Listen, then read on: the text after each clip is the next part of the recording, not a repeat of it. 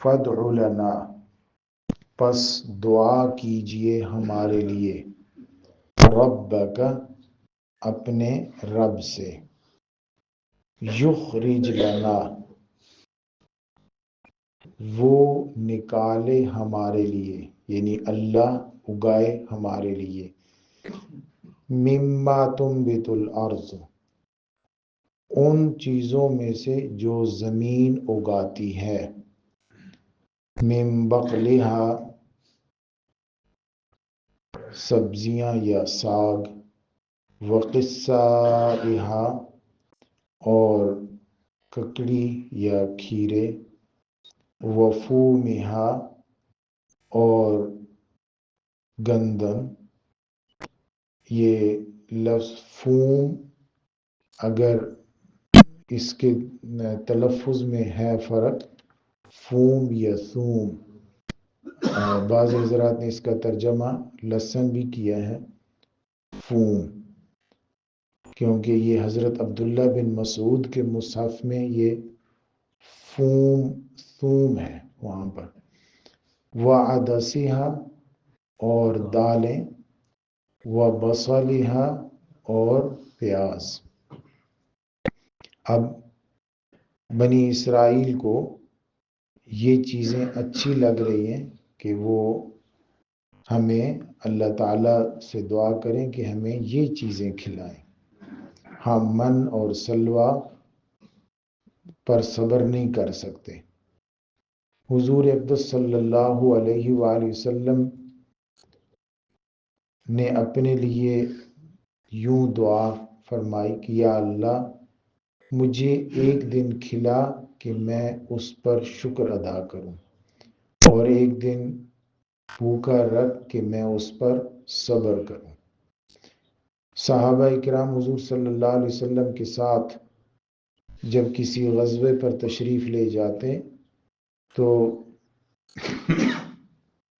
اگر کھانا ختم ہو جاتا، زاد راہ ختم ہو جاتا، تو وہ آپ صلی اللہ علیہ وسلم سے عرض کرتے کہ یا رسول اللہ صلی اللہ علیہ وسلم کھانا ختم ہو گیا، یا آپ صلی اللہ علیہ وآلہ وسلم خود محسوس فرماتے کہ جو جانور ذبح کیے جا رہے ہیں کھانے کے لیے وہ کم ہوتے جا رہے ہیں، ختم ہوتے جا رہے ہیں، پھر سواری پہ مشکل ہوگی یا مشکلات ہوں گی، تو آپ صلی اللہ علیہ وآلہ وسلم خود واپسی کا ارادہ فرما دیتے، اور اگر وہ جو کھانا ساتھ ہوتا وہ بالکل ہی ختم ہو جاتا یا پانی ختم ہو جاتا، تو صحابہ کرام آپ صلی اللہ علیہ وسلم سے عرض کرتے، آپ صلی اللہ علیہ وآلہ وسلم نے کئی بار وہ کھانا جو ان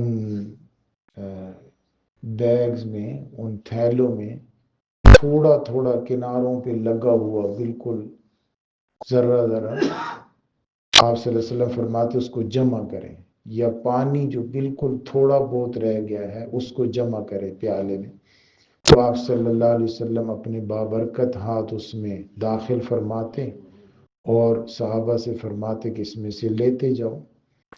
پانی صحابہ اکرام خود لے لیتے، پینے کے لیے جمع کر لیتے، وضو نہانا کر لیتے، جانوروں کو پلا لیتے، ابھی تک وہ اس میں ہوتا۔ حضرت ابو ہریرہ رضی اللہ تعالیٰ عنہ فرماتے ہیں کہ ایک دفعہ آپ صلی اللہ علیہ وسلم کے پاس ایک دودھ کا پیالہ آیا، تو میں بہت بھوک کی حالت میں تھا، تو مجھے لگا کہ آپ صلی اللہ علیہ وسلم مجھے عطا فرمائیں گے، تو آپ صلی اللہ علیہ وسلم نے فرمایا کہ جاؤ باہر، کوئی اگر بھوکا آدمی کوئی ہے تو اس کو بلا کے لے آؤ۔ تو میں سوچنے لگا کہ ایک پیالہ ہے اور میں اوروں کو بھی بلا کے لاؤں گا تو اس میں سے مجھے کتنا ملے گا۔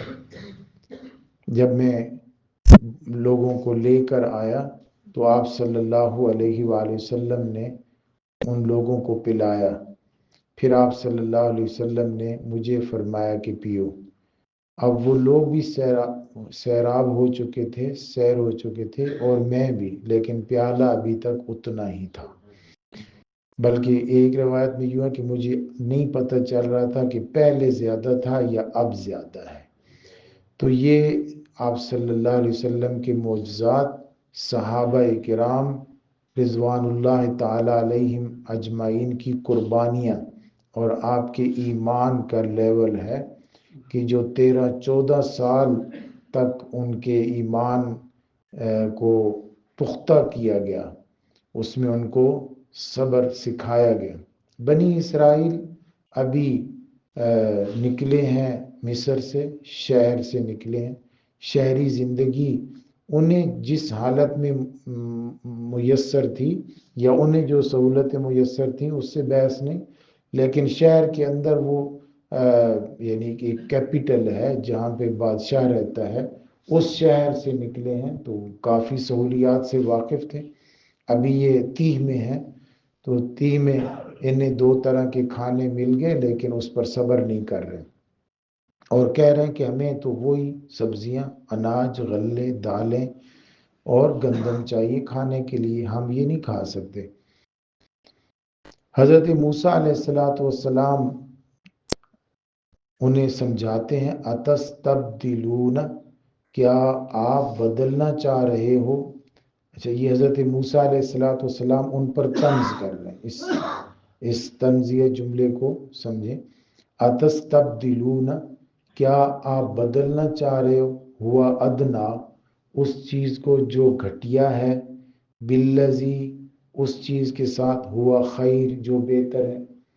یہ آدمی کی ہر وقت یہ خواہش ہوتی ہے، ہر کسی کی خواہش ہوتی ہے کہ جو گھٹیا ہے اس کو اعلیٰ سے بدل لیں، ایکسچینج کر لیں، گھٹیا کو اعلیٰ سے بدل لیں، اپ گریڈ کر لیں۔ اپ گریڈ کو ہر کسی کی خواہش ہوتی ہے، اپ گریڈ کرنے کی۔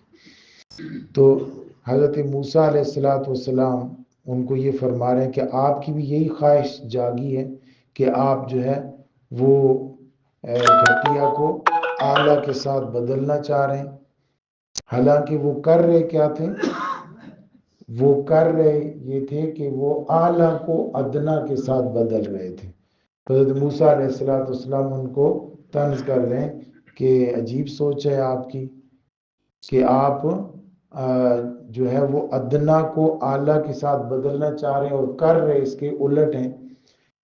جو ادنا ہے وہ یہ اوپر والی چیزیں ہیں جو انہوں نے ذکر کی ہیں، بقل، حصہ، فوم، عدس اور بصل، یہ ادنا ہے، اور جو من اور سلوہ ہے وہ خیر ہے، وہ اچھا ہے، اس لیے کہ من اور سلوہ بغیر محنت اور مشقت کے میسر ہو رہا تھا، اور یہ چیزیں ان کے لیے بہت کھیتی باڑی کرنی پڑے گی، زمین ہموار کرنی پڑے گی، نرم کرنی پڑے گی، اس میں پانی کا نظام بنانا پڑے گا، پھر اس میں بیج دینا ہوگا، اس کی دیکھ بھال کرنی ہوگی۔ یہ جو ہے وہ بہت مشقت والا کام ہے، اور جب آدمی اس کام میں مصروف ہو جاتا ہے تو پھر اس سے دینی مصروفیات جو ہوتی ہیں وہ کم ہو جاتی ہیں، وہ دین میں پھر مشغول نہیں رہتا، پھر وہ انہی کاموں میں لگ جاتا ہے، کیونکہ اس کے لیے تو مخصوص اوقات ہیں کہ آپ نے اسی وقت یہ ہل چلانا ہے، اسی وقت آپ نے یہ بیج دینا ہے، اسی وقت آپ نے پانی دینا ہے، آپ اس کو اگلے مہینے میں نہیں کر سکتے کہ اگلے مہینے میں کر لیں گے، ایسا نہیں ہو سکتا۔ تو یہ آپ کو مشغول کر دے گا دنیا میں دین سے، اور اس وقت آپ کو جہاد کی تیاری کرنی ہے، آپ نے دوسری اقوام سے جہاد کرنا ہے۔ اگر آپ اس کام میں لگ جائیں گے تو جہاد کی تیاری نہیں کر سکیں گے، اپنے آپ کو جہاد کے لیے تیار نہیں کر سکیں گے، اس لیے اس کام کو چھوڑیں۔ تو ادنا ہے وہ چیزیں جو آپ کہہ رہے ہیں، اور اعلیٰ اور خیر ہیں جو اللہ تعالیٰ نے بن مانگے دے رکھی ہیں۔ دوسرا اس وجہ سے کہ جو اللہ تعالیٰ نے دی ہوئی چیزیں تھیں اس میں صرف ایک حکم تھا کہ آپ نے ذخیرہ نہیں کرنا، قیامت والے دن اس میں صرف ایک چیز کی پوچھ ہوگی کہ آپ نے اپنی ضرورت کے مطابق من اور سلوہ لیا تھا یا ضرورت سے زیادہ، لیکن جن چیزوں کو آپ مانگ رہے ہیں یہ چیزیں آپ نے محنت سے بھی حاصل کرنی ہے، اور قیامت والے دن ان کے بارے میں بہت لمبا چوڑا حساب کتاب دینا پڑے گا۔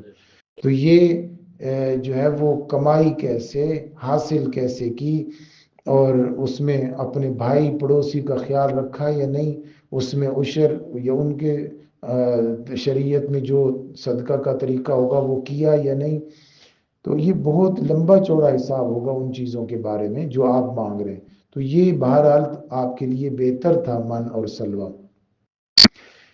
تیسرا یہ کہ آپ اس کے اندر مشغول ہوں گے تو آپ کی دینی مصروفیات کم ہو جائیں گی اور دنیاوی زیادہ ہو جائیں گی. اس لیے حضرت موسیٰ علیہ السلام نے انہیں سمجھایا. اور اگر آپ اس پر بضدی ہیں تو پھر ہر چیز مفت میں تھوڑی ملتی ہے.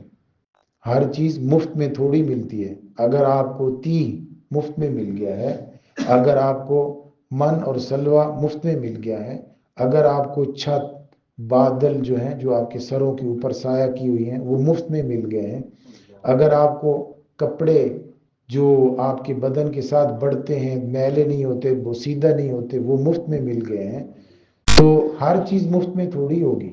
اس کے لیے آپ کو محنت کرنی پڑے گی جو آپ کا مطالبہ ہے. پانی آپ کو عصا مار کے موسیٰ علیہ السلام نے 12 چشمے نکال کے مفت میں مل گیا. اب آپ کو ان چیزوں کے لیے محنت کرنی پڑے گی. اہبطو، اترو، مصرن، شہر میں، فإن لکم ما سألتم، بس تمہارے لیے وہ سب کچھ ہے جو تم مانگ رہے ہو. یہ مصرن نکرہ ہے. مصر جو ہے میم صاد را، ویسے روکنے کو کہتے ہیں. ممسور اس چیز کو کہتے ہیں جو محدود ہو، جس کو باؤنڈری لگا دی گئی ہو. اس لیے مصر شہر کو بھی کہتے ہیں، شہر کو مصر کہتے ہیں. یہ نکرہ ہے مصرن. اگر کوئی خاص شہر کا اشارہ ہوتا نا کہ اس شہر میں داخل ہو جاؤ تو پھر اہبط المصرا ہوتا، المصرا وہاں پہ ہوتا. یہ مصرن ہے، نکرہ ہے. اگر وہ جس میں فرعون آباد تھا اس کو بھی مصر کہتے ہیں نا، وہ بھی مصر ہے. اور اگر وہ ہوتا تو پھر المصرا ہوتا، المصرا. بعضی حضرات نے کہا ہے کہ بنی اسرائیل کو یہاں سے حکم ہوا تھا کہ واپس جاؤ مصر میں. اور آگے جو واقعہ آ رہا ہے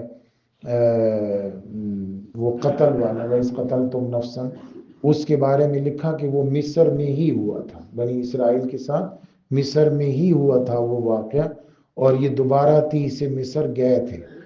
بعض حضرات نے یہ لکھا، ان کا یہ خیال ہے کہ اس کے بعد ان کو اسی مصر میں جہاں سے فرعون غرق ہوا تھا اسی مصر میں داخل ہونے کا حکم دیا گیا. اور بعض حضرات کا خیال ہے کہ نہیں، یہ جس تی میں رہ رہے تھے اس تی میں اڑوس پڑوس میں چھوٹے چھوٹے چھوٹے چھوٹے قصبے کئی تھے، تو اس لیے مصرن کا معنی کسی بھی شہر میں داخل ہو جاؤ. تو چونکہ یہ لاکھوں کی تعداد میں بنی اسرائیل تھے، ایک شہر میں تو سمو سکتے نہیں تھے، اس لیے فرمایا کہ کسی بھی شہر میں تھوڑے تھوڑے چلے جاؤ اور اس میں جا کے محنت کرو، مزدوری کرو، زمین کو آباد کرو. فَإِنَّ لَكُمْ مَا سَأَلْتُمْ، پھر تمہیں وہ سب کچھ مل جائے گا جو تم مانگ رہے ہو. اللہ رب العزت نے ہمیں جو بن مانگے عطا فرمایا ہے اس پر ہمیں شکر کی توفیق عطا فرمائے.